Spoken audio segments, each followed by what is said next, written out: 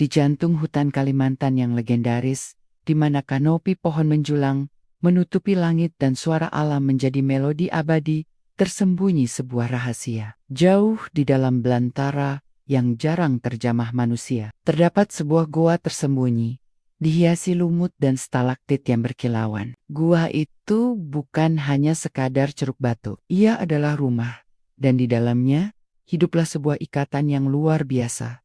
Ikatan itu terjalin antara Arka, seorang bocah lelaki berumur 10 tahun, dan Naga, seekor ular piton raksasa, yang panjangnya mencapai belasan meter, dengan sisik berwarna hijau gelap, yang berkilauan di bawah cahaya, yang menembus celah goa. Ini bukanlah kisah biasa tentang manusia dan hewan peliharaan. Ini adalah kisah tentang keluarga, tentang cinta yang tumbuh di antara spesies yang berbeda, dan tentang keberanian yang ditemukan dalam kesendirian.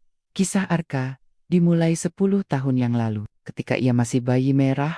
Orang tuanya adalah peneliti botani dan zoologi yang bersemangat mengabdikan hidup mereka untuk mengungkap misteri flora dan fauna Kalimantan. Mereka adalah sosok yang cerdas dan penuh petualangan, selalu mendokumentasikan setiap spesies baru, setiap interaksi ekosistem yang unik. Namun, dalam salah satu ekspedisi terdalam mereka, di wilayah yang jarang dipetakan, mereka menghilang. Tampaj, hutan, dengan segala kemegahannya, telah menelan mereka. Arka ditemukan beberapa hari kemudian, secara ajaib, masih hidup, terbaring di dalam keranjang bayi yang ditenun rapi, tak jauh dari sisa-sisa kemah orang tuanya yang hancur. Bukan manusia yang menemukannya. Sosok raksasa, bersisik dan berotot, meluncur perlahan mendekati suara tangisan bayi yang samar. Itu adalah Naga. Naga bukanlah ular piton biasa. Ia adalah penguasa hutan di wilayah itu, sebuah makhluk purba, dengan kebijaksanaan yang terbentuk dari ribuan tahun evolusi. Instingnya seharusnya adalah mencari mangsa, tetapi ketika matanya yang kuning keemasan bertemu dengan mata Arka yang biru polos, sesuatu yang tak terduga terjadi. Ada percikan pengenalan, sebuah resonansi aneh yang melampaui naluri predator. Naga merasakan kerentanan yang mendalam dalam diri Arka, kesendirian yang mencerminkan kesendiriannya sendiri sebagai puncak rantai makanan di hutan yang luas ini. Tanpa ragu, Naga mengangkat keranjang bayi itu dengan lembut, menggunakan moncongnya yang kuat. Ia membawa Arka ke tempat teramannya, ke dalam goa tersembunyi yang menjadi sarangnya selama bertahun-tahun. Di sana, di dalam remang-remang yang sejuk, jauh dari mata predator lain dan bahaya hutan, Naga mengasuh Arka.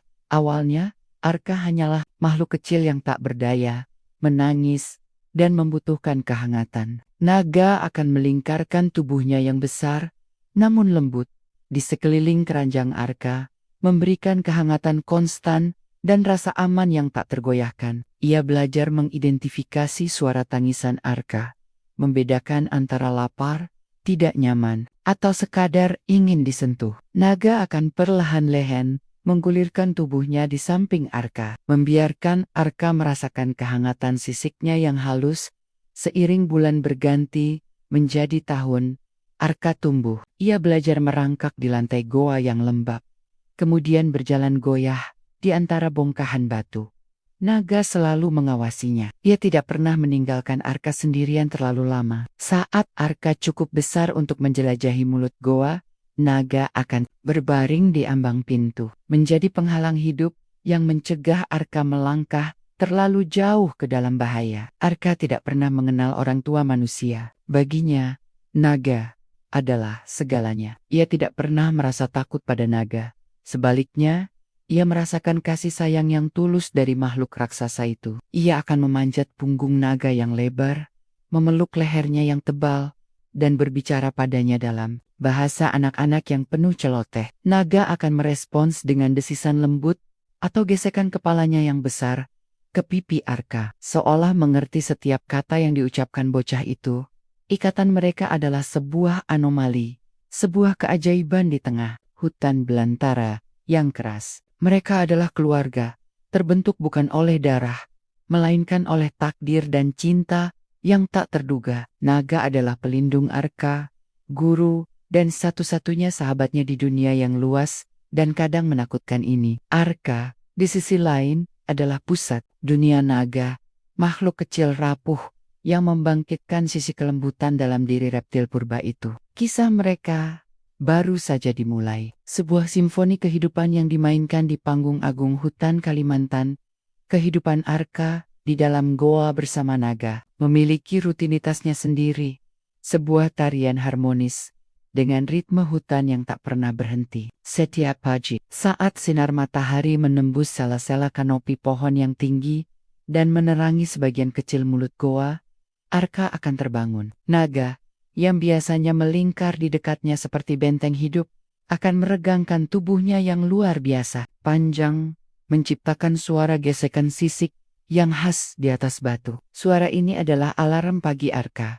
Setelah bangun, Arka akan membantu naga sarapan. Naga, meskipun raksasa, adalah pemakan yang efisien. Ia akan berburu mangsanya sendiri di hutan. Seringkali pada malam hari, atau terkadang di pagi buta, Arka, dengan mata tajam dan kepekaan yang telah diasah oleh hidup di alam liar, seringkali bisa mendeteksi aroma atau suara mangsa yang dibawa naga.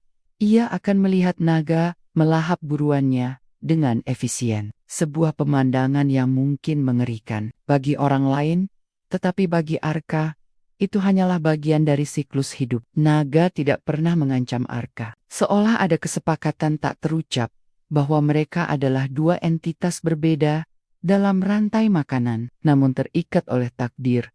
Setelah naga selesai, Arka akan mencari sarapannya sendiri. Naga telah mengajarkan Arka tentang tanaman yang aman untuk dimakan.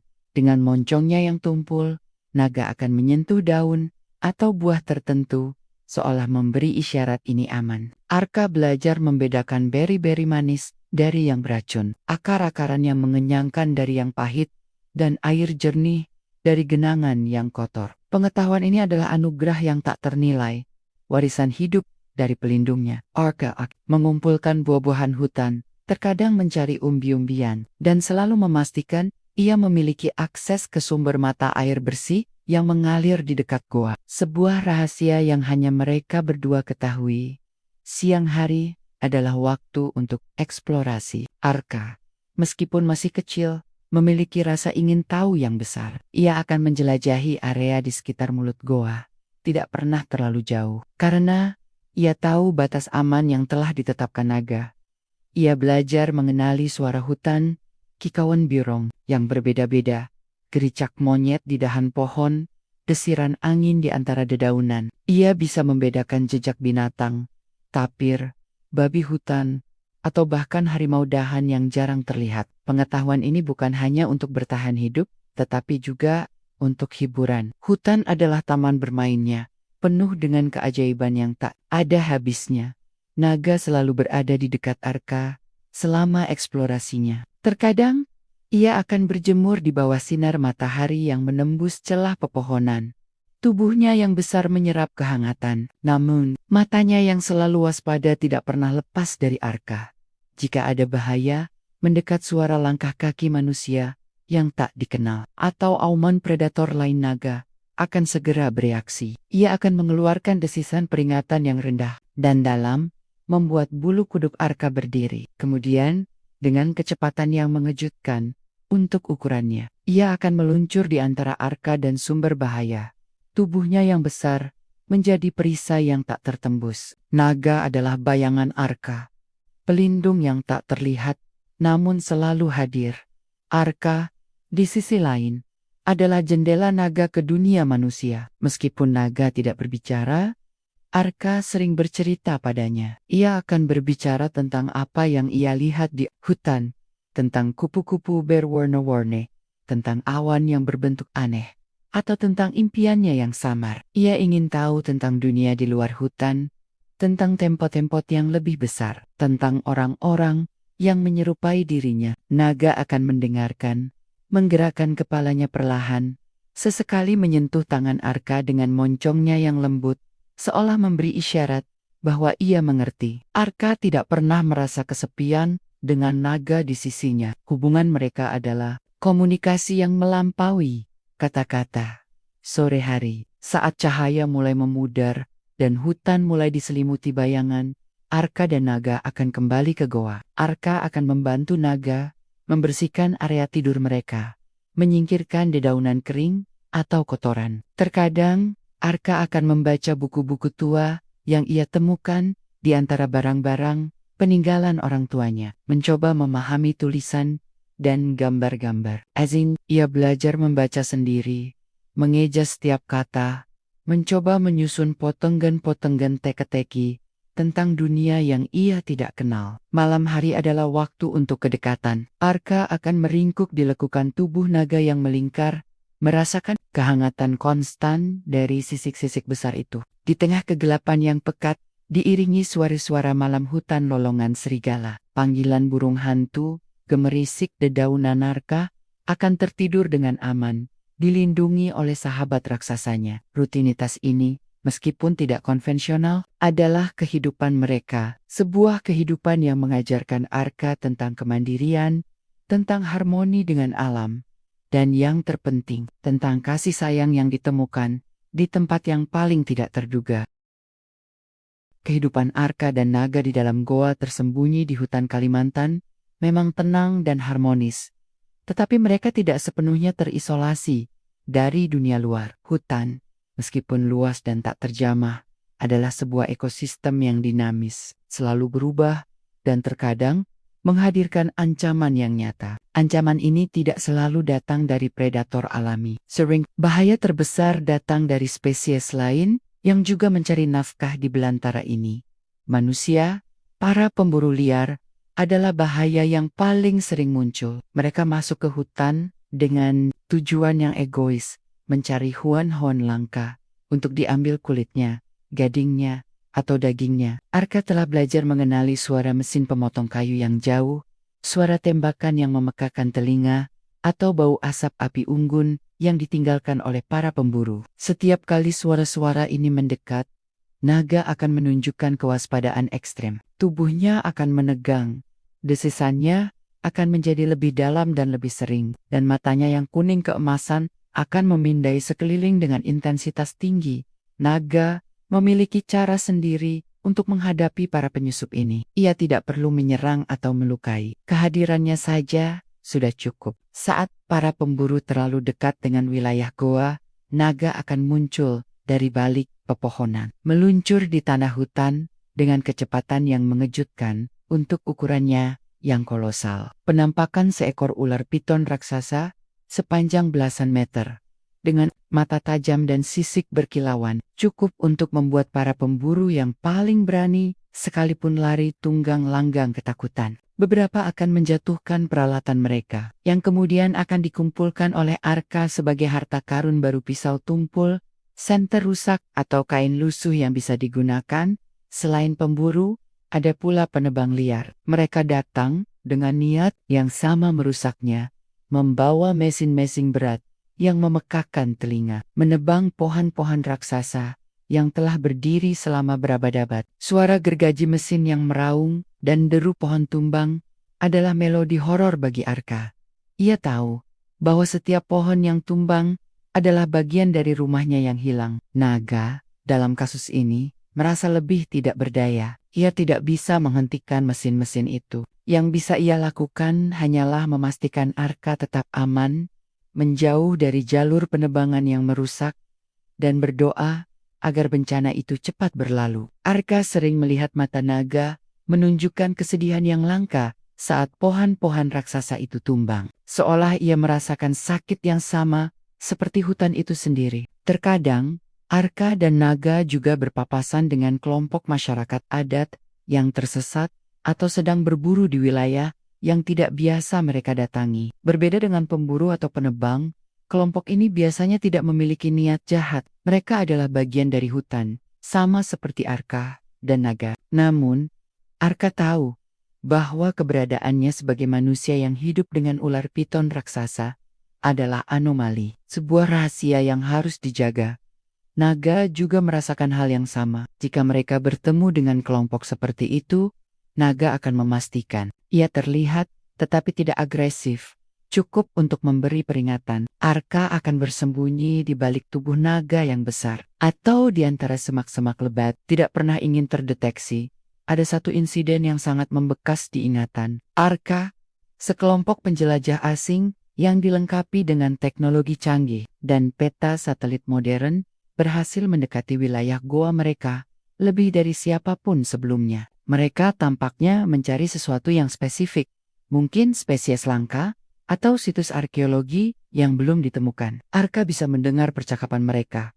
Meskipun ia tidak memahami banyak kata, tetapi ia merasakan niat mereka yang mengganggu. Naga merasakan bahaya yang lebih besar dari biasanya, bereaksi dengan agresivitas yang jarang ia tunjukkan. Ia meluncur keluar dari goa, tubuhnya yang masif merayap di tanah, menghempaskan dedaunan dan ranting. Desisannya menggema di antara pepohonan, sebuah peringatan yang jelas dan mengancam. Salah satu penjelajah, yang tampaknya lebih berani dari yang lain, mencoba mendekat, mungkin untuk memotret atau mempelajari reptil raksasa itu. Naga segera melingkarkan sebagian tubuhnya di sekeliling pohon terdekat, menunjukkan kekuatan ototnya yang luar biasa, dan mengangkat kepalanya tinggi-tinggi, memperlihatkan taringnya yang mengilat. Penjelajah itu, meskipun awalnya tampak tak gentar, akhirnya mundur ketakutan. Mereka mengerti bahwa ini adalah wilayah yang harus dihormati. Mereka pergi, meninggalkan Arka dan Naga dalam kedamaian relatif. Kejadian itu menjadi pengingat yang jelas bagi Arka bahwa dunia di luar sana, dunia yang ia impikan, juga penuh dengan bahaya dan orang-orang yang mungkin tidak memahami ikatan uniknya dengan naga. Meskipun uncommon ini seringkali mengganggu ketenangan mereka, mereka juga memperkuat ikatan antara Arka dan naga. Setiap kali bahaya datang, naga adalah pelindung tak tergoyahkan, dan Arka, meskipun kecil, juga berusaha untuk membantu, memberikan peringatan dini dengan pendengarannya yang tajam, atau mencari tempat persembunyian yang aman. Mereka adalah tim, dua individu yang sangat berbeda, namun bersatu dalam menghadapi tantangan yang dilemparkan oleh dunia luar yang keras. Hutan Kalimantan mungkin adalah rumah mereka, tetapi ia juga adalah medan perang yang tak terlihat, tempat mereka harus selalu waspada dan bergantung satu sama lain untuk bertahan hidup. Setelah melewati musim kemarau yang panas dan ancaman dari manusia, datanglah musim hujan. Di hutan Kalimantan, musim hujan bukanlah sekadar gerimis. Ini adalah curah hujan monsun yang deras dan tak henti-hentinya, mengubah sungai-sungai kecil menjadi aliran deras dan tanah hutan menjadi lumpur yang lengket dan licin. Musim ini membawa tantangan baru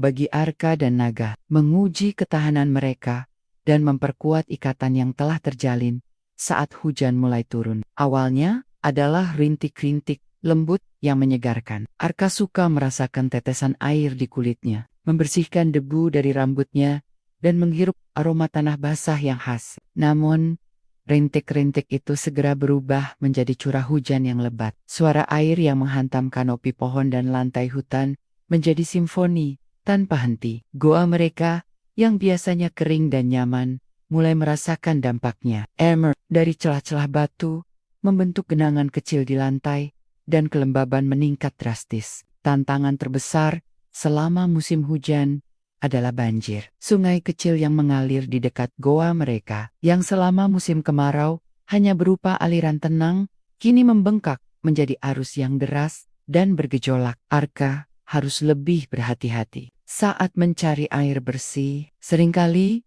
ia dan Naga harus mencari sumber air alternatif yang lebih tinggi. Makanan juga menjadi lebih sulit ditemukan. Buah-buahan yang matang seringkali hanyut, dan Huan buruan cenderung bersembunyi lebih dalam.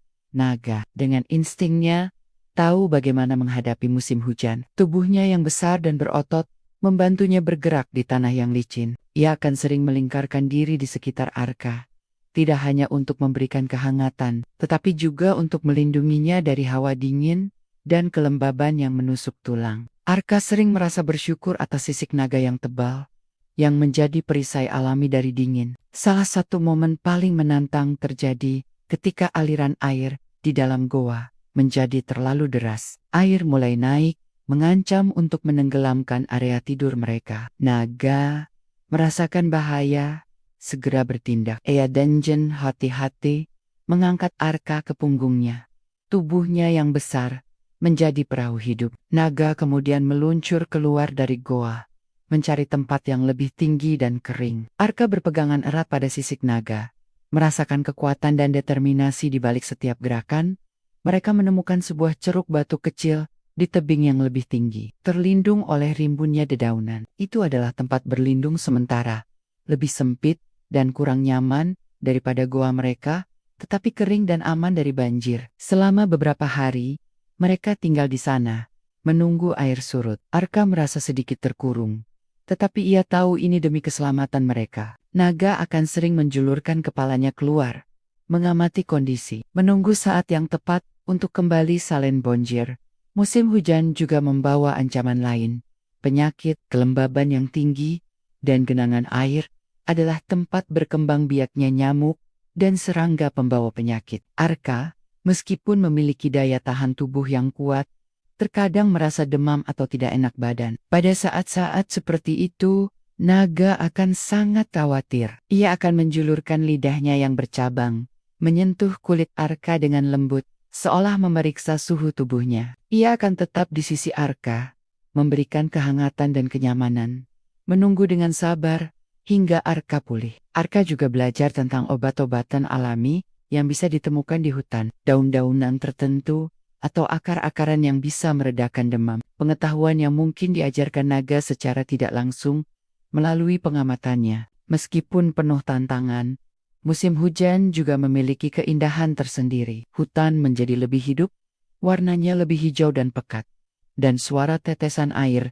menciptakan ritme yang menenangkan. Lumut tumbuh subur, dan jamur dengan bentuk serta warna yang aneh muncul dari tanah. Arka, di sela-sela hujan, akan keluar sebentar untuk mengamati Kyogeben ini, selalu dengan naga yang berjaga di dekatnya. Ketika air mulai surut dan sinar matahari kembali muncul, ada rasa lega yang mendalam. Goa mereka mungkin masih basah dan lembab, tetapi ia adalah rumah. Naga dan Arka akan bekerja sama untuk membersihkan dan mengeringkan tempat itu, memindahkan beta-beta kecil yang terbawa air, dan mengeringkan sarang mereka. Musim hujan adalah ujian ketahanan mereka, sebuah pengingat bahwa hidup di alam liar menuntut adaptasi dan kekuatan. Tetapi yang lebih penting, musim hujan ini semakin memperkuat ikatan Arka dan naga.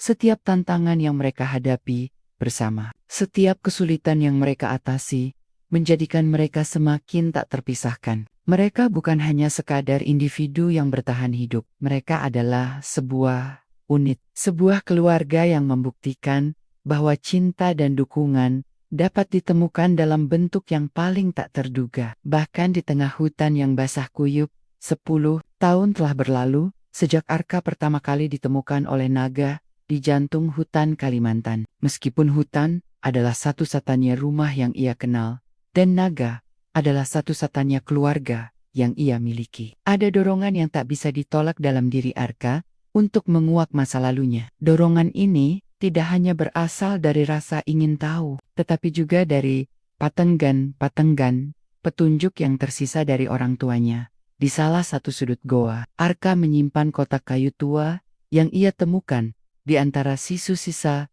kemah orang tuanya. Kotak itu, yang telah naga jaga dengan cermat selama bertahun-tahun, berisi beberapa barang pribadi, sebuah foto buram Arka saat bayi bersama sepasang pria dan wanita dewasa yang Arka tahu adalah orang tuanya, sebuah kompas kuno, sebuah buku catatan usang dengan tulisan tangan yang rapi, dan sebuah pena bulu yang sudah kering tintanya. Arka menghabiskan berjam-jam untuk mempelajari barang-barang ini. Kompas itu, meskipun ia tidak tahu cara menggunakannya secara benar, adalah simbol petualangan. Buku catatan itu adalah misteri yang paling menarik. Dengan kerja keras dan ketekunan yang luar biasa, Arka telah belajar membaca dan menulis sendiri. Ia mengeja setiap kata dalam buku catatan itu, mencoba memahami isi tulisan orang tuanya. Sebagian besar adalah catatan ilmiah tentang flora dan fauna, sketsa tanaman, dan deskripsi perilaku hewan. Namun, ada beberapa halaman yang berisi tulisan pribadi, potongan-potongan surat, atau catatan harian yang Arka perlahan-lahan mulai fahami. dari catatan-catatan itu. Arka belajar bahwa orang tuanya adalah ilmuwan yang berdedikasi. Mereka ke Kalimantan dengan misi untuk mempelajari ekosistem hutan yang unik dan mendokumentasikan spesies-spesies yang belum dikenal. Mereka sangat mencintai pekerjaan mereka dan yang lebih penting, mereka sangat mencintai Arka. Ada kutipan tentang impian mereka untuk Arka, bahwa ia tumbuh menjadi individu yang mandiri dan berani, yang menghargai alam.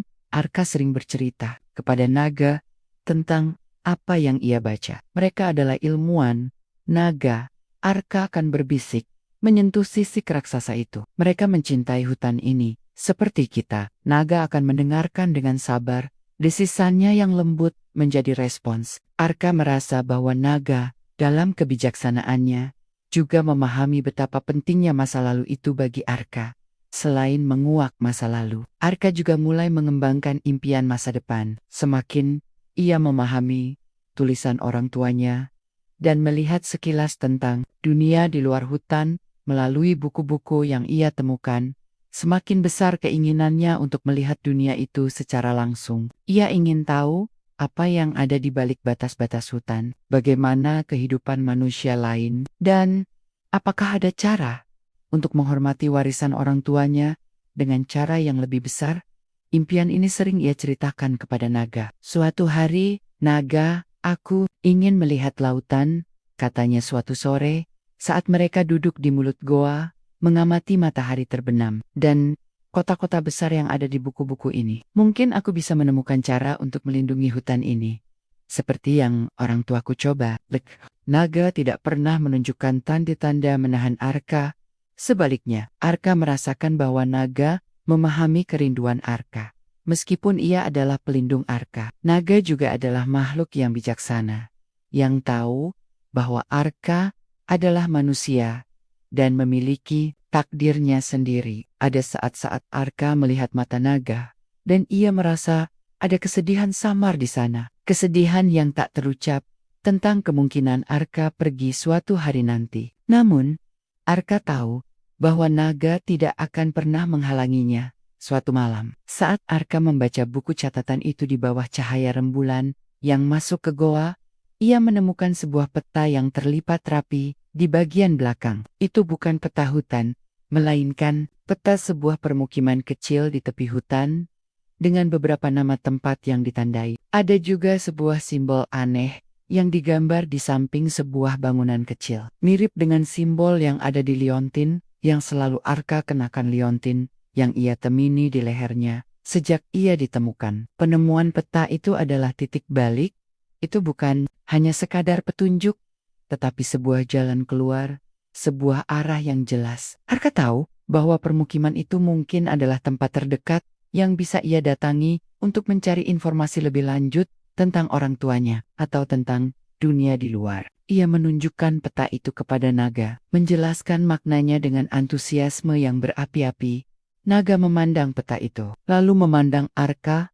Ada keheningan panjang di dalam goa, hanya dipecahkan oleh suara jangkrik dari luar. Akhirnya, naga mengangkat kepalanya, dan dengan gerakan yang jelas, ia meluncur ke arah pintu goa.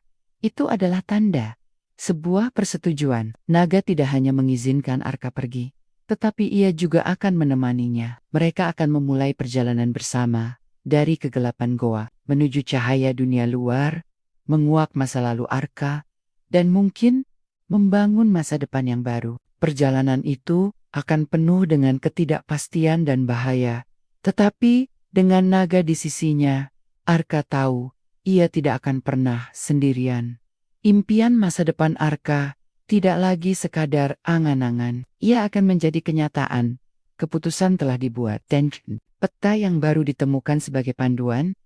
Arka dan naga bersiap untuk perjalanan menuju dunia baru. Sebuah permukiman kecil di tepi hutan Kalimantan yang Arka hanya kenal dari buku-buku dan imajinasinya. Ini adalah langkah besar, sebuah keberangkatan dari satu-satunya rumah yang Arka kenal. Dan naga tahu bahwa perjalanan ini akan mengubah segalanya. Persiapan mereka sederhana. Arka mengemas barang-barang berharganya. Kotak kayu dengan foto orang tuanya, buku catatan, dan kompas kuno. Ia juga membawa beberapa persediaan makanan yang bisa ia kumpulkan, seperti buah-buahan kering dan umbi-umbian. Naga tidak membutuhkan banyak persiapan. Ia adalah mesin yang sempurna untuk bertahan hidup di hutan. Kekuatan, ukuran, dan instingnya adalah semua yang ia butuhkan. Perjalanan dimulai di pagi buta, saat kabut masih menyelimuti hutan dan suara-suara malam masih samar-samar terdengar. Naga memimpin jalan, tubuhnya yang besar membuka jalur melalui semak-semak lebat dan pohon-pohon yang akarnya mencuat. Arka mengikuti di belakangnya. Langkahnya ringan, namun penuh tekad. Ini bukan hanya perjalanan fisik, ini adalah perjalanan emosional. Melangkah dari zona nyaman mereka menuju hal yang tidak diketahui. Hutan terasa berbeda selama perjalanan ini. Setiap bayangan, setiap suara, kini memiliki makna yang lebih dalam. Arka dan Naga harus lebih waspada dari sebelumnya. Mereka melintasi sungai yang berarus deras. Dengan Naga melilitkan tubuhnya di sekitar Arka untuk menstabilkannya saat mereka menyeberang. Mereka mendaki bukit-bukit curam. Naga menggunakan kekuatan ototnya untuk membantu Arka menarik diri ke atas. Malam hari. Mereka akan bersembunyi di balik bebatuan atau di bawah rimbunnya dedaunan. Dengan Naga melingkar erat di sekitar Arka, memberikan kehangatan dan rasa aman di tengah kegelapan yang asing. Bahaya datang dalam berbagai bentuk. Mereka beberapa kali berpapasan dengan sekawanan babi hutan yang agresif. Namun Naga dengan cepat menunjukkan dominasinya, membuat hiuen-hiuen itu mundur. Ada juga pertemuan yang nyaris fatal dengan harimau dahan yang mengintai, namun kewaspadaan Naga yang luar biasa berhasil mencegah konfrontasi langsung. Yang paling mengkhawatirkan adalah suara-suara aktivitas manusia yang semakin dekat, deru kendaraan yang samar, suara mesin gergaji yang semakin jelas, dan terkadang bahkan suara tawa dan percakapan. Naga harus sangat berhati-hati. Kehadirannya yang mencolok bisa menarik perhatian yang tidak diinginkan. Mereka seringkali harus bersembunyi selama berjam-jam, menunggu para penebang kayu atau penduduk lokal berlalu sebelum melanjutkan perjalanan. Arka merasa sedikit tegang, tetapi ia tahu bahwa ini adalah harga yang harus dibayar untuk mencapai tujuannya. Ia berpegangan erat pada peta dan liontinnya, dua simbol harapan dan masa depan. Setelah beberapa hari perjalanan yang melelahkan, sebuah tanda pertama dari dunia luar muncul, jalur setapak yang lebih lebar dan lebih terawat. Kemudian, Arka bisa melihat cahaya samar di kejauhan dan mencium aroma asap kayu bakar yang berbeda dari asap kebakaran hutan. Jantungnya berdebar kencang. Mereka telah tiba. Naga berhenti di batas hutan, tubuhnya yang besar tersembunyi di balik pepohonan terakhir. Ia tidak bisa melangkah lebih jauh. Arka tahu desa itu adalah wilayah manusia, tempat naga tidak bisa leluasa bergerak tanpa menimbulkan kepanikan. Ada momen perpisahan yang hening. Arka memeluk leher naga yang tebal, merasakan tekstur sisiknya yang hangat. "Terima kasih Naga," bisiknya, suaranya tercekat. "Terima kasih untuk semuanya." Naga menggesekkan kepalanya yang besar ke pipi Arka. Sebuah gerakan yang Arka pahami sebagai selamat tinggal dan janji untuk selalu berada di sana, di batas-batas hutan. Kemudian, dengan desisan rendah yang terakhir, Naga berbalik dan meluncur kembali ke dalam kegelapan hutan, menghilang seperti bayangan. Arka berdiri sendiri di ambang dunia baru, merasakan campuran emosi, kesedihan, karena berpisah dengan sahabatnya, tetapi juga harapan dan kegembiraan yang membuncah. Di kejauhan, lampu-lampu desa berkelap-kelip seperti bintang di malam hari. Ia mengambil napas dalam-dalam, mengencangkan genggamannya pada barang-barang di tangannya, dan melangkah maju menuju Kohaya. Perjalanan baru telah dimulai, dan meskipun naga tidak lagi di sisinya secara fisik, Arka tahu bahwa ikatan mereka akan selalu ada di dalam hatinya, memberinya keberanian untuk menghadapi apapun yang menantinya.